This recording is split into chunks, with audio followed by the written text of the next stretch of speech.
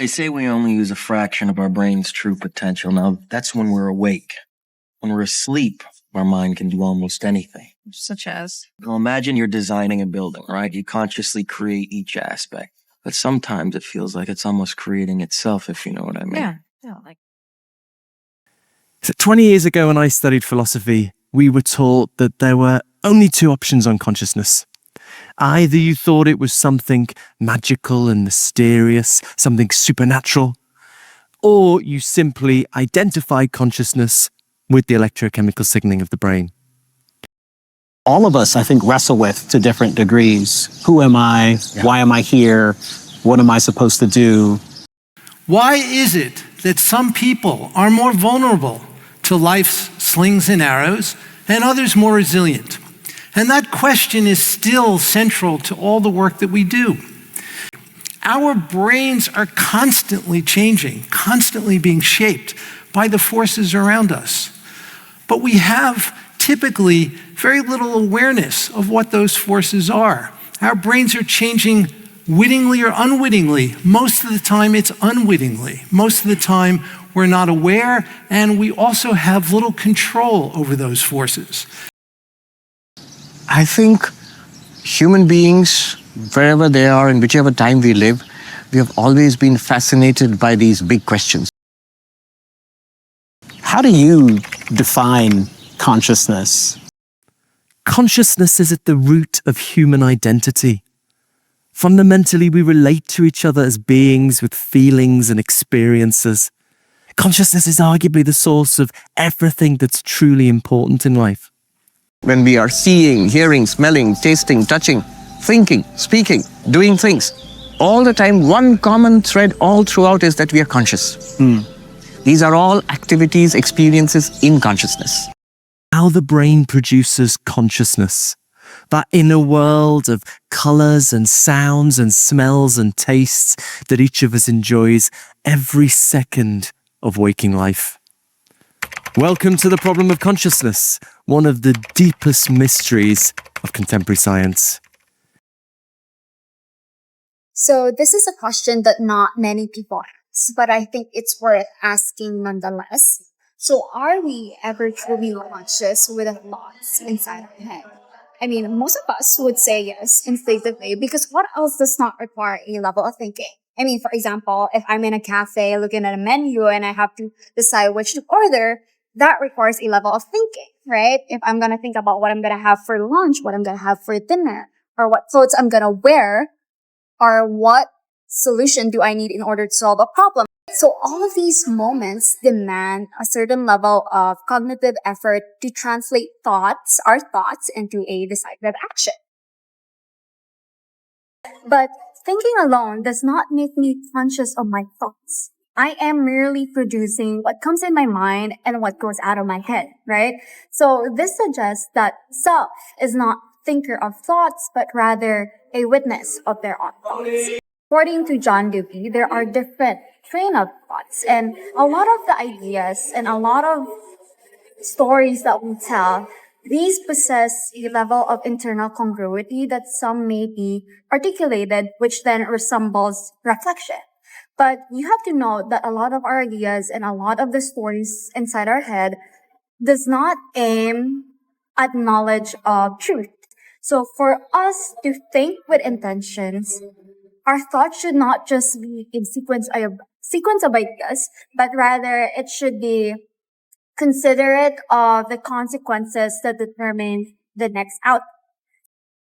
So if being conscious means we have to be in a constant state of being intentional, self-aware, and maybe develop some level of metacognition, then that just means that we're almost never conscious of our own thoughts. So this brings us back to the main question. How often do we pause and reflect how those thoughts mean to us and how those thoughts impact us and our overall lives? Immediately rushing to get out of bed, rushing to go to the gym, rushing to get home, rushing to start work, rushing to eat your meal, to get back to work, to then finish work, to then rush to make dinner, rush to watch your favorite show, to scroll your life away, and then rush to get to bed, and then rush to do it all over again. What do you think is going to change?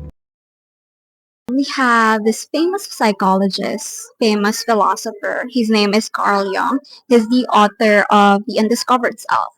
He states that most people are asleep. And what he means by this is that people live on an autopilot, that most of us live our entire lives in a constant state of unconsciousness and never questioning the fundamental assumptions that guide our existence. But first, we need to question, why do we live on an autopilot?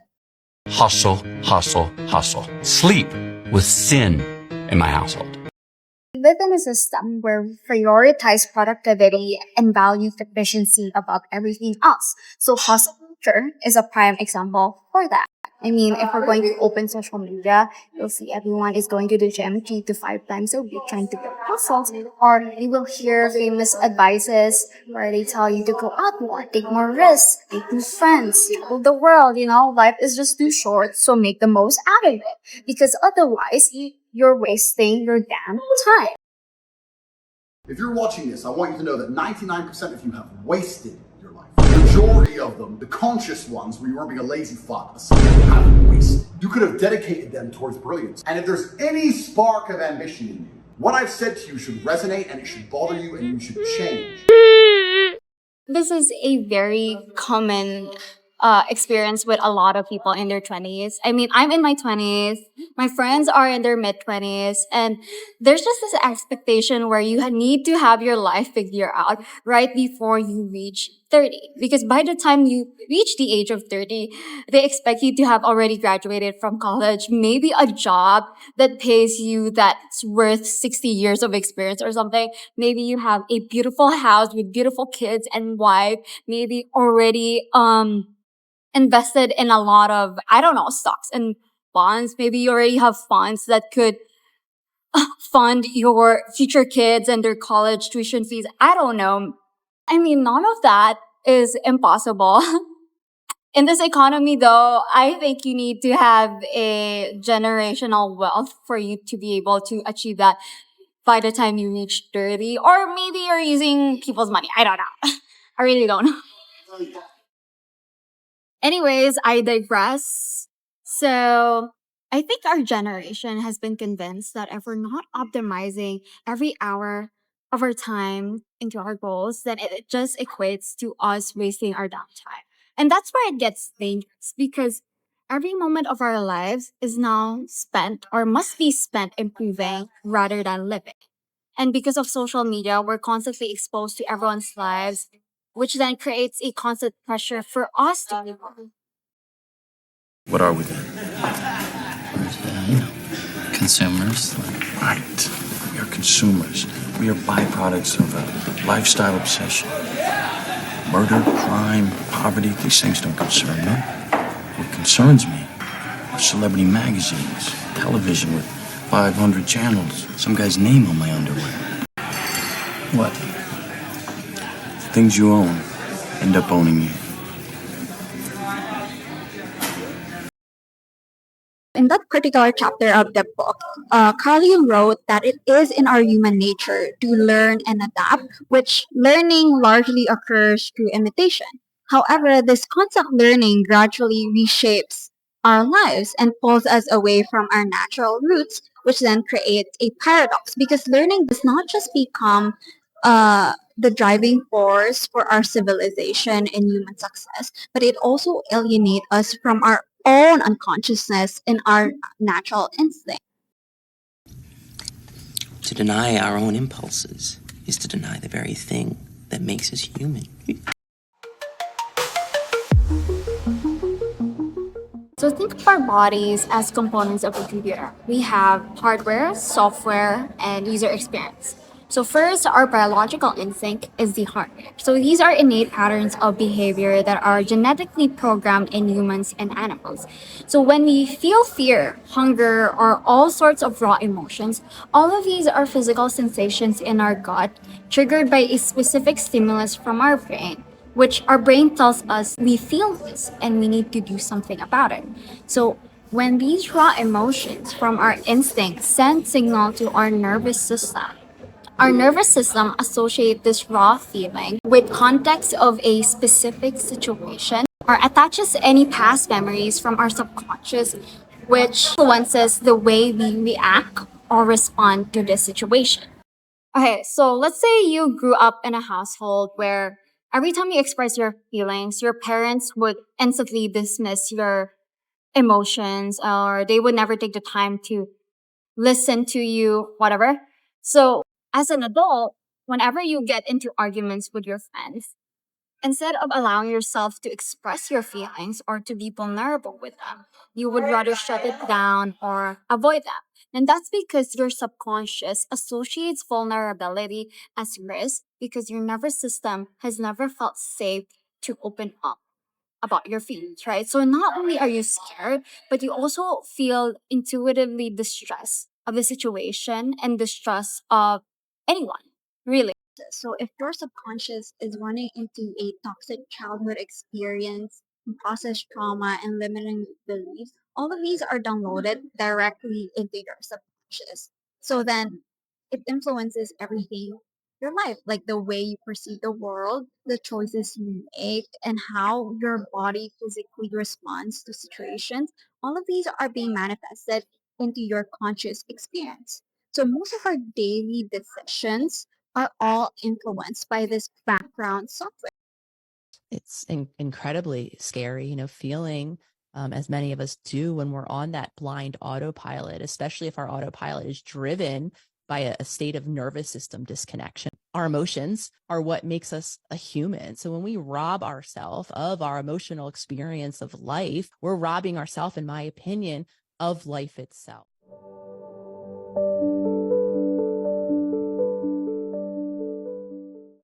Okay, so I just want to note that just because you've gone through a very bad or traumatic experiences in your life and it's stored in your nervous system or your subconscious, it doesn't really reflect the objective reality. It just means you've been operating in a survival mode rather than living in a moment. So our subconscious, it doesn't really store the truth. It just stores patterns from our past to keep us safe. But the good news here is that we can always rewire our brain and regulate our nervous system. And this is why emotional regulation is the most significant layer of our own natural instinct. This is a system that decides when we need to rest and when we need to engage. So, unlike biological instinct, where this is fast and automatic, emotional regulation actually requires a deliberate and thoughtful action from us. Okay, so let's take the previous example we had earlier. If your nervous system has been very dysregulated for a long period of time, then a lot of things could happen, which all of them I presume would be bad. So instead of avoiding your friend, let's say you lash out at them. Idiot! And you said every insult that you could think of in your brain. And that is our amygdala reacting. So when we say amygdala, think of it as an alarm system, which is very fast, very reactive, and it's designed to detect immediate physical trends. So anxiety, right? So a lot of people are diagnosed with anxiety, generalized anxiety, which is a clinical matter. If you only go by the definition of what truly anxiety is, it is an unfocused fear. And fear is something in our environment that indicates there is threat that we have to avoid. So back back in the days, our ancestors would either get hunted by animals or a tribal group, right? But fear in modern life, in modern society, it's less scary, it's less intense, but chronic because there's a lot of stimulus involved in our environment nowadays. I mean, the constant ping of notifications on your phone, or maybe you're on stage and you have to perform in front of 1,000 people, and that makes you feel your heart racing. Or maybe your professor told you that you need to recite in front of 30 people, and you're really nervous because you never really studied and you don't know what to say, and you're scared of people judging you. All of these things. So there's a saying that don't let your anger stay in your amygdala and let it go through the prefrontal cortex. So I agree with this 100% because there was a point in my life where I was spiraling from my own emotions, from my own thoughts, that I just had no control of them anymore. Because at the time, I just had no control of my situation. So I constantly feel overwhelmed and my stress was constantly high that I even had to seek a therapist for that. So my therapist, she suggested that I should write down my feelings on a piece of paper or on a journal and to not think about it as much and just let it flow through your writing. And I've been doing this since like 2 years. From what I've observed, when we are at the peak of our own emotions, it really comes off strong and intense. But the moment you write your feelings down on a piece of paper, it becomes less overwhelming. And the reason for this is because when we're writing it down, it takes a while for our brain, or it takes a while for us to write everything we have in mind. And this gives our PFC to catch up and register what's really going on inside of us. So our prefrontal cortex gets to decide why and what we're going to do about it, as opposed to what we were going to do if we let our amygdala tell us what to do. So this is emotional regulation. Now, in a dream, our mind continuously does this. We create and perceive our world simultaneously, and our mind does this so well that we don't even know what's happening. That allows us to get right in the middle of that process. You create the world of the dream. We bring the subject into that dream, and they fill it with their subconscious. How could I ever acquire enough detail to make them think that it's reality? Well, dreams, they feel real while we're in them, right? It's only when we wake up that we realize something was actually strange. Let me ask you a question. You never really remember the beginning of a dream, do you? You always wind up right in the middle of what's going on. I guess, yeah. So how did we end up here?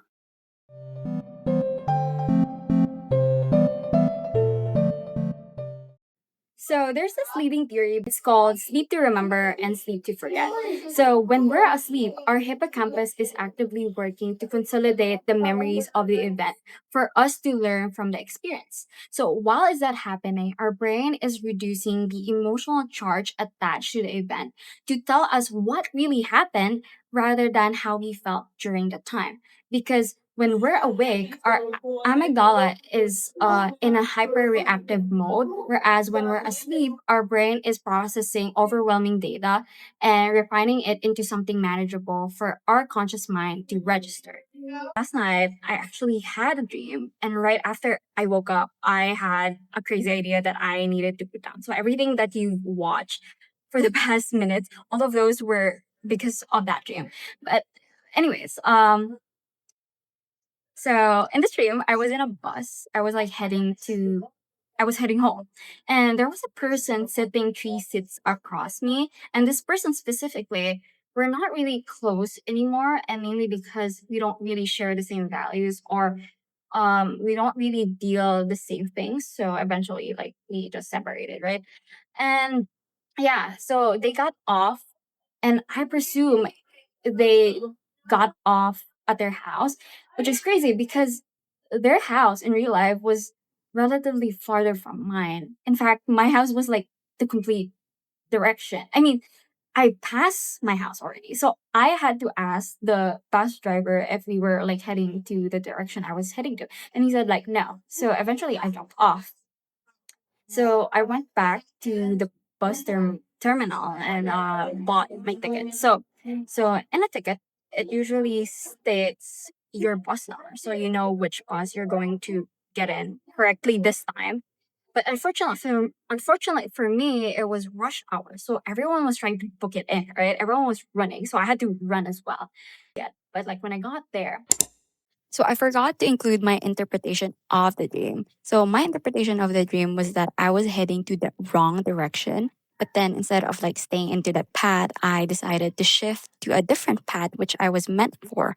But then I woke up, so we don't really know if I did enter the bus. So I don't know how this plays out in real life, but from my understanding of it is because I actually had an entire script written for this one, but then as soon as I woke up, I had a brand new ideas pop up in my head. So if you watch until the very end, all of those ideas came from that.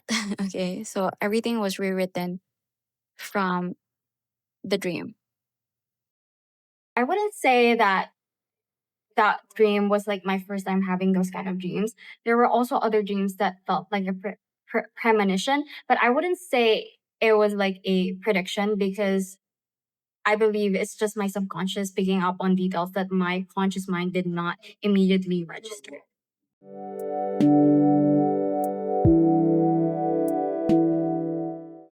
Carl Jung is not implying that we should abandon our modern lives, be one of the cavemen, and let our instinct rule us.